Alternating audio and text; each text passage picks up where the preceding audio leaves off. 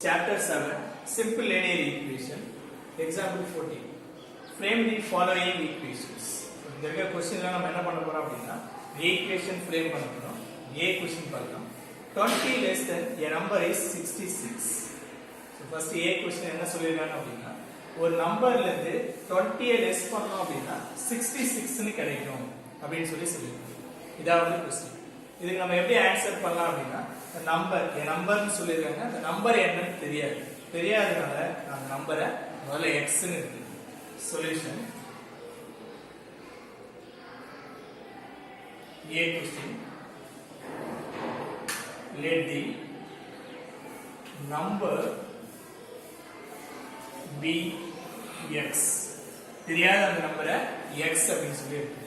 இந்த x ல இருந்து என்ன பண்ணாங்க அப்படின்னா 20 லெஸ் பண்ணுவாங்க.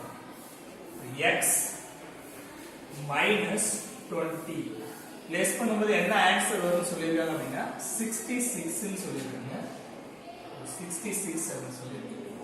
சோ இந்த வேக்கு நான் என்ன ஈக்குவேஷன் ஃபார்ம் பண்ணிருக்கேன் அப்படின்னா x minus 20 is equal to 66 அப்படின்னு சொல்லி ஃபார்ம் பண்ணிருக்கேன். நெக்ஸ்ட் B क्वेश्चन பாருங்க. A number when added to 63 makes 100. ஒரு நம்பரோட 63 ஆட் பண்ணும்போது 100 கிடைக்குது அப்படினு சொல்லிருக்காங்க. B question. ஒரு நம்பர்னு சொல்லுவாங்க. அந்த நம்பர் என்னன்னு நமக்கு தெரியாது. அது என்னன்னு எடுத்துக்கோம் அப்படினா x ன்னு எடுத்துக்கோம். இப்போ x கூட 66 ஆட் பண்ண சொல்லிருக்காங்க. சாரி 63 ஆட் பண்ண சொல்லிருக்காங்க. 63 ஆட் பண்றோம்.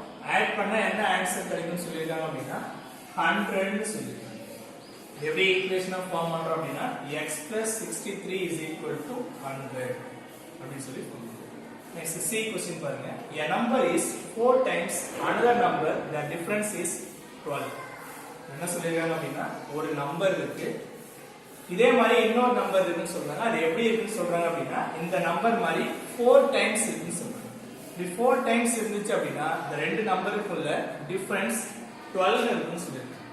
இதுக்கு நம்ம இப்ப ஈக்குவேஷன் ஃபார்ம் பண்ண போறோம். சோ ஃபர்ஸ்ட் ஒரு நம்பர், இங்க நம்ம இந்த நம்பர் என்னன்னு எடுத்துக்கோம் அப்படினா x ன்னு எடுத்துக்கோம். சோ ஃபர்ஸ்ட் நம்பரை நம்ம x ன்னு எடுத்துக்கலாம். x is the first number.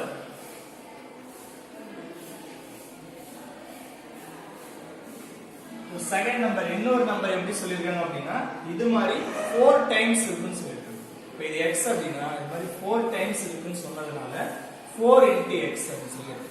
4x அப்படி சொல்லிருக்காங்க. 4x is the other number.